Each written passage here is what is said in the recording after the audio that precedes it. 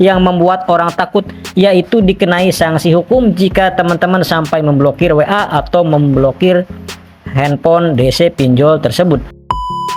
Assalamualaikum warahmatullahi wabarakatuh. Di video kali ini kita akan membahas masalah DC pinjaman online. Jadi nampaknya banyak ya teman-teman yang mulai sadar terkait masalah blokir WA dari DC pinjaman online, yang mana itu tentu sangat mengganggu, yang pada akhirnya sekarang setiap penagihan mulai diberikan statement khusus. Nah, ini tentu saja hal yang cukup menarik untuk kita bahas, di mana bahwa dasar hukum yang mereka ajukan adalah tentang lari dari kewajiban. Ya, blokir nomor WA, blokir nomor pinjol itu kan sebenarnya nggak usah takut ya teman-teman. Itu kan adalah hak saksi teman-teman untuk memblokir nomor siapa, karena itu adalah nomor handphone teman-teman. Harusnya teman-teman nggak usah dihiraukan ya teman-teman, karena mereka sebenarnya adalah mencari masalah hutang piutang seperti ini. Dan kebanyakan dari pihak pinjol itu adalah pihak ketiga yang terus-menerus menagih, meneror, bahkan akan mendatangi ke rumah teman-teman.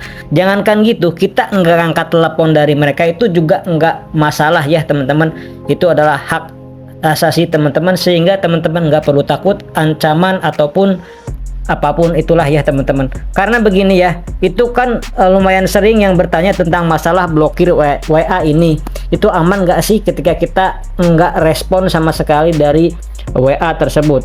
Dan efeknya apa sih ketika kita memblokir nomor DC pinjol tersebut? Ya, jawabannya nggak ada ya teman-teman. Sudah sering kali saya membahas.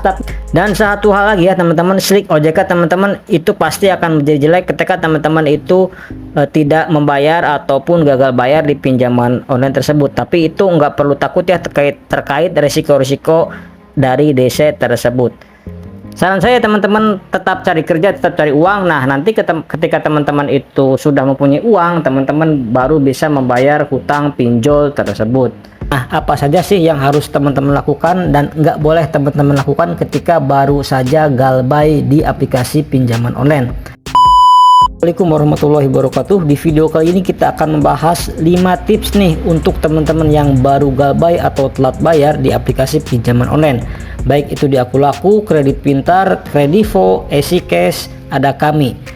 Oke ya teman-teman, yang pertama, teman-teman jangan sampai memaksakan jika memang teman-teman tidak ada uang, atau dengan kata lain, jangan sampai teman-teman itu gali lubang tutup lubang hanya karena mencari dana talangan. Nah, sekarang yang kedua, jika teman-teman tidak kuat mental atau baru pertama kali, lebih baik teman-teman gak usah sering respon chat atau WA dari DC pinjol tersebut.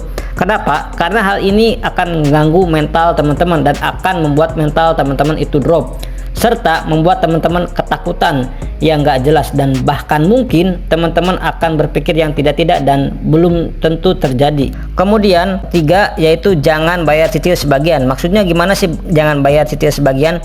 Karena ada sebagian orang yang berpendapat bahwa bayar cicil sebagian itu bisa meringankan beban kita. Tapi kalau saya pribadi enggak ya teman-teman. Kenapa? Karena ketika teman-teman melakukan hal tersebut tapi teman-teman enggak tahu bisa bayar uang teman-teman itu kapan, jadi terkesan sia-sia ya teman-teman.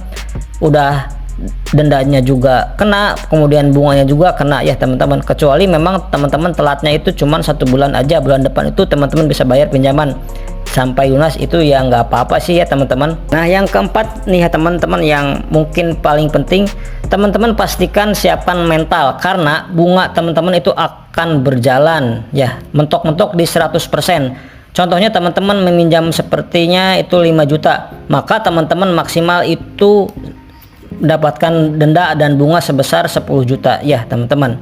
Atau dengan kata lain, hutang teman-teman itu menjadi 2 kali lipat. Yang kelima, yang terakhir, itu nanti teman-teman bisa negosiasikan. Apabila teman-teman cukup lama untuk gagal bayarnya, teman-teman negosiasikan bahwasannya teman-teman bisa nggak untuk membayar pokoknya saja. Nah, ini kan nggak mudah juga ya teman-teman. Ini memang memerlukan proses dan perjalanan panjang. Jadi seperti itu ya teman-teman. Sekian dulu di video kali ini, mudah-mudahan informasi ini bermanfaat untuk teman-teman semuanya. Saya pamit. Wassalamualaikum warahmatullahi wabarakatuh.